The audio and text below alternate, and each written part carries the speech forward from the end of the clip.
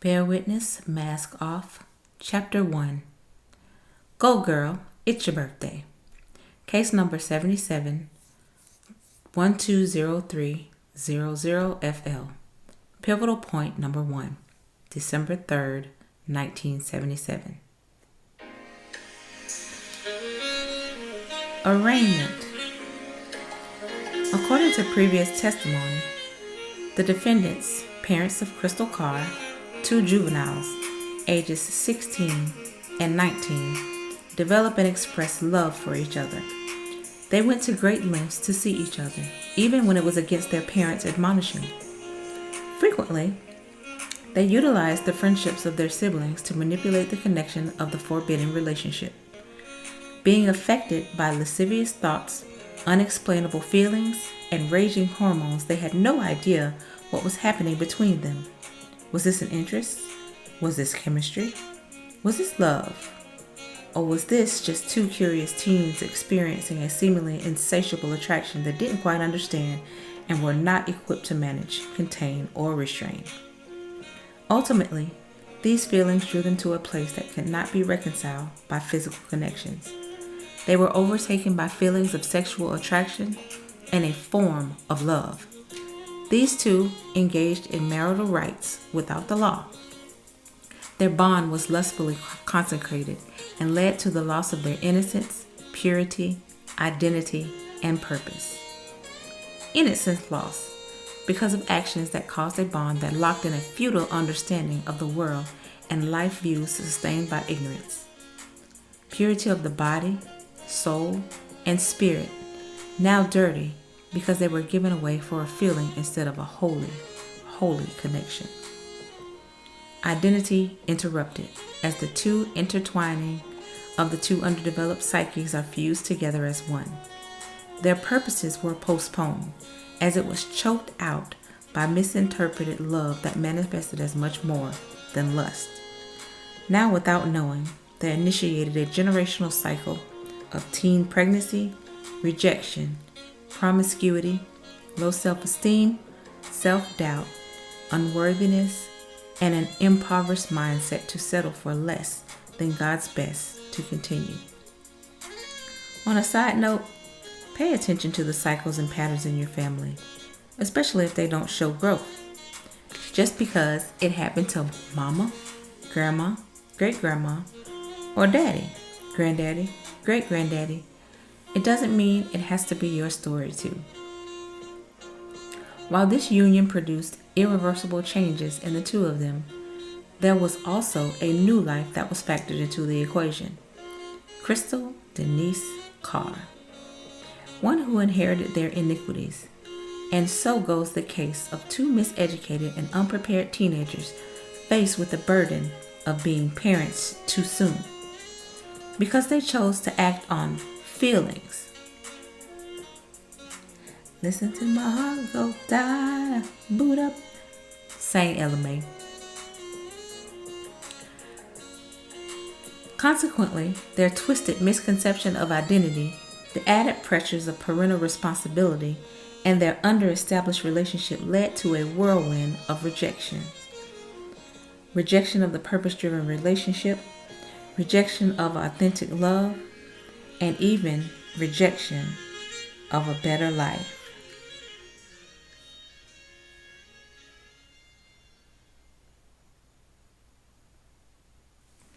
Opening statement.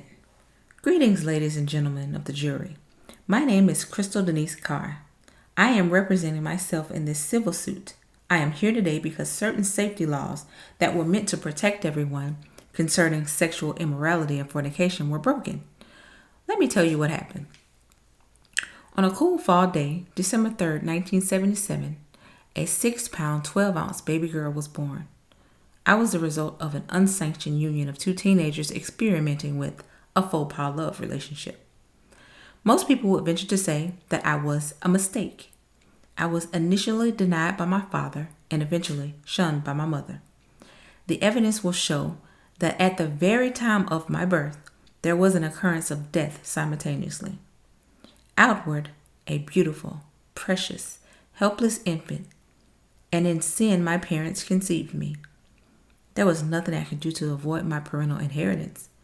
I was severely injured, although I didn't have any visible signs of trauma. No bleeding, no bruises or pain. It was my birthright, and surely he would lay the sins of the parents upon their children, even children in the third and fourth generation. That's Numbers 14:18. I was broken, although I appeared whole. I was ill, but I appeared healthy. I was dead, yet ironically full of life. I had to close doors that I never opened, fight battles that I didn't initiate, and cast down things I never exalted. I've endured pain, and I still endure it today. Today you will hear from me and other witnesses who saw the manifestations of emotional instability, promiscuity, adultery, brokenness, insecurity, withdrawal, and codependence. Some of you may not be familiar with the legal processes, so here is what will happen. You, the jurors, readers, will consider the facts of my case. The judge will instruct you about the law. As the judge will inform you, my burden of proof will lie in the ability to show repentance on behalf of myself and others before me. If these are the scales of justice, all I need is a slight tipping of those scales in my favor to show the burden of proof or grace. It has been stated that we overcome by the blood of the Lamb and by the word of our testimony. However, our adversary argues that he has evidence that will disqualify my purpose. I will do my best to prove to you that even though I committed the transgressions, I was still on course. Your Honor, the people called their first witness, rejection, to the stand. Do you swear to tell the truth, the whole truth, and nothing but the truth, so help you God? I do. Rejection. For the record, would you please state your name and the nature of the relationship between you and the defendant, Ms. Carr? My name is Rejection. Failure to show due affection or concern. And my first encounter with the defendant was the day of her birth, December 3rd, 1977. As I recall, her father was not present upon arrival. As a matter of fact, we denied her even before that day. The love games that were played at the time hoodwinked another young lady that he was involved with, and she also carried our seed. Her daddy faced fatherhood from 2 avenues in close proximity. I am not the father. Led me straight to Crystal Denise Carr. From the moment of her daddy's initial denial, I claimed her. So even though daddy was not present, I was there at birth to hold her, to rock her, to discomfort her, and to tell her, I don't love you. I don't want you. I want to destroy you. And I will. At least I thought I could. In all actuality, I've had a long-standing relationship with quite a few members of her family. We go way back. I probably have a relationship with someone in your family too.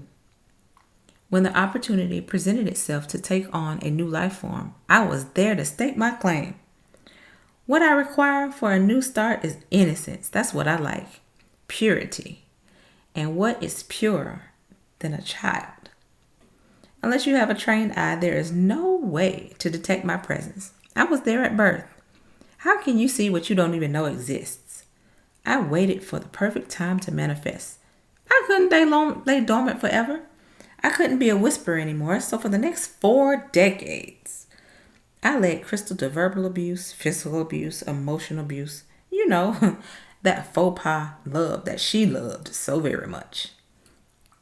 That was all me. Yeah, that was all me. I'm easily mistaken for something or someone else all the time. I am who I am, but you don't recognize me. You can't see me because I'm within you. Thus, if you never see you, you'll never see me. Don't look in the mirror. I don't like soul searching. After my seed was implanted, I searched and utilized environments, circumstances, and situations in order to thrive and grow. From past experiences, I've learned that Crystal was incredibly fertile. Truth be told, my inception was never about her. The generations before her couldn't get it right. So there were so many people that came close, but I guess I was just too intense for them to overcome. I learned from their mistakes even when they didn't, and found ways to remain in their lives even though they rejected rejection. They failed to learn my motives and study my vices to combat my subtle and cunning ways. They just kept feeding me like a family pet. Their ignorance allowed me to enter comfortably and reside and spread like wildfire throughout the generations. Is it my fault if they allowed me to stay so long? Wouldn't you remain where you grew, even if you were not welcome? 6 months establishes residency. I guess stupid is what stupid does. You ain't stupid, Crystal. You know I love you, girl. Your Honor, I have bared witness. Flashback. 12-year-old Chrissy. All that I owe you, you take Chrissy for it. That's what my mama said. This was the first dose of poison I swallowed like necessary medicine. Her words gave me heartburn, and I was the partner for my mother's indiscretions. The rejection was familiar, strong, and an abnormally soothing drink that set the course of my life. My name is Crystal, and I am a faux pas love-aholic. I threw my head back, opened my mouth wide, and without hesitation, swiftly ingested the seething, bitter words of another. As my facial expression contorted with disdain and disgust, the words of rejection slid down my throat again, burning my esophagus as I swallowed it. It settled in my stomach.